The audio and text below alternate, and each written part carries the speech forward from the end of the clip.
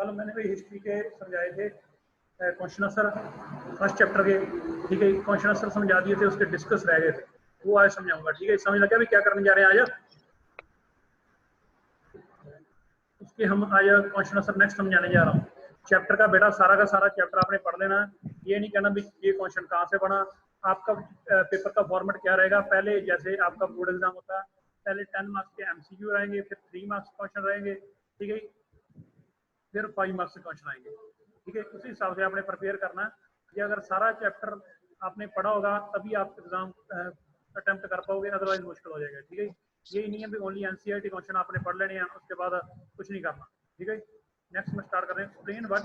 Explain what is meant by 1848 revolution of liberals, what are social political and economics ideas supported by the liberals, ठीक है।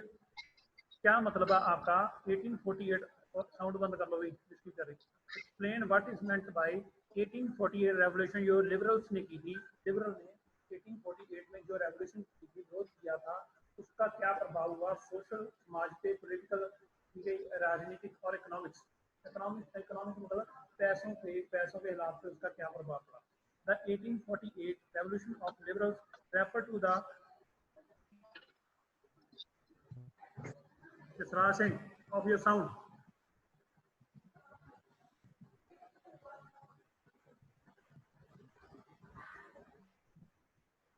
The 1848 revolution of liberals refer to the various national movements. Pioneered का meaning होता है start करना। The educated middle class, ठीक है। 1848 में जो रेवोल्यूशन हुई थी लिबरल्स के द्वारा, refer to the various national movements, उसने बहुत सारी नेशनल मूवमेंट्स चलाई गई, जैसे पनियॉर्ड मतलब जो स्टार्ट किया गया किसके द्वारा, एजुकेटेड मिडिल क्लास, जो एजुकेटेड पढ़ी लिखी मिडिल क्लास की, वो alongside the revolt of poors, उसमें गरीबों ने भी विरोध किया, unemployed and starving peasants and workers in Europe, ठीक है। स्टेरिंग मतलब स्टार्विंग मतलब भूखे, भूखे पीजेंट्स जो गरीब थे और वर्कर्स थे काम करने वाले यूरोप में, उन्होंने सभी ने विरोध किया। वाइल द कंट्रिंग लाइक जो कंट्रीज लाइक जो देश थे फ्रांस जो फ्रांस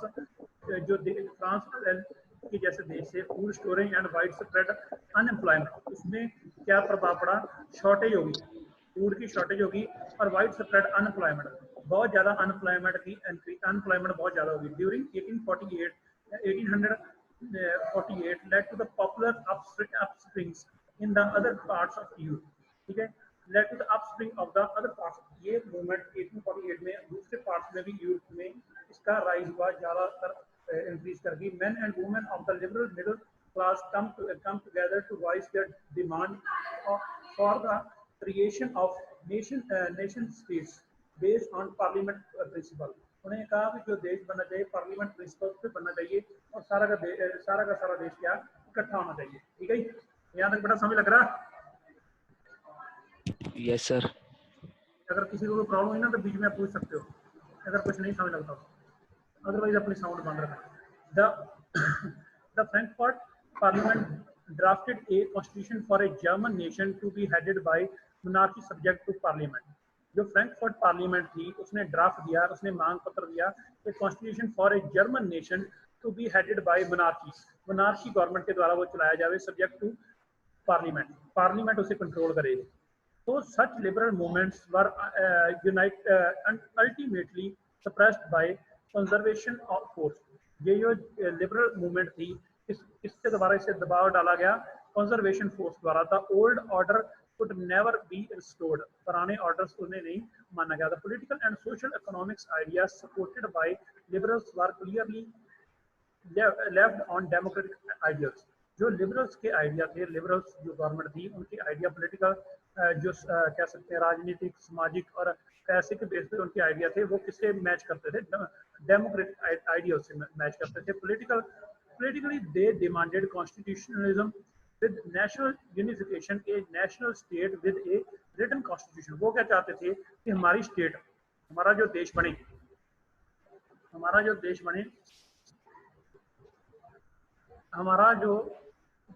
देश बने वो किस पे बने, विद कॉन्स्टिट्यूशन, एक संविधान लिखा जाए और पार्लियामेंट बने वहां पर, ठीक है। ठीक है, पार्लियामेंट बने और सारा का सारा काम संविधान के तहत ही चले। The right to property was also significant in the liberals concept. वो कहता है सभी को प्रॉपर्टी का अधिकार दिया जाए, ये नहीं है भाई एक आदमी के पास ही प्रॉपर्टी हो बाकी किसी के पास ना हो। ठीक है, choose 3 examples to show the contribution of culture to the growth of nationalism and youth। 3 example दो जिससे क्या हुआ है कंट्रीब्यूशन टू कल्चर, कल्चर की ग्रोथ हुई, कल्चर जैसे सभ्याचार की ग्रोथ हुई। Apart from wars and territorial expansion, culture also played a crucial role in the development of nationalism. ठीक है, जो कल्चर है पता है इस पे apart from played a critical role, ये जो कल्चर है सभ्याचार है बहुत अच्छा रोल, एक खास रोल प्ले करता है नेशनलिज्म में, एक देश को इकट्ठा रखने में। ठीक है, और लगी बेटा यहाँ तक? Yes sir.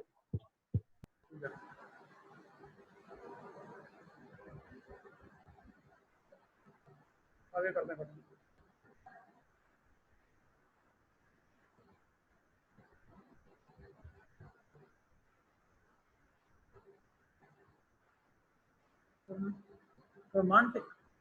रोमन के जो आर्टिस्ट थे, जो कलाकार थे, emphasize on emotion, intuition and musical feeling gave shape and expression to the nationalist sentiments।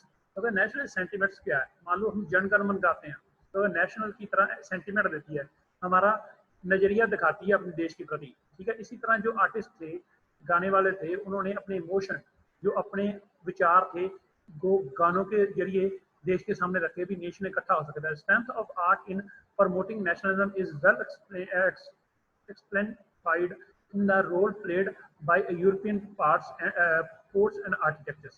और पता है पोइट्स एंड आर्किटेक्ट जो स्ट्रेंथ थी, ताकत थी प्रमोशन नेशनलिज्म को प्रमोट करने की गानों के थ्रू और जब पोइम के थ्रू, वो क्या एक सक्सेस रही। folk songs, dances and poetry contributed to popularizing the spirit of nationalism and patriotic fervor in Europe।